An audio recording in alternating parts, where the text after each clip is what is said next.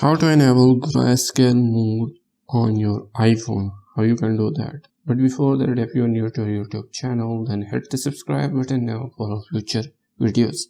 Now let's back to the video. First of all, go to settings. Then go down here, search for accessibility. Click on accessibility. Then go down here, search for display and text size. Click on this. Then go down here, you will find out color filters. Then click on color filters. Now in here, enable this option and your iPhone will turn into a grayscale mode.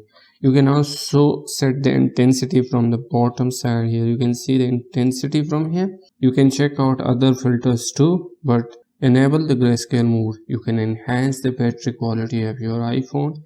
And for more videos like this, subscribe to Solutions Nerds. If you have any question, comment down below. And thanks for watching.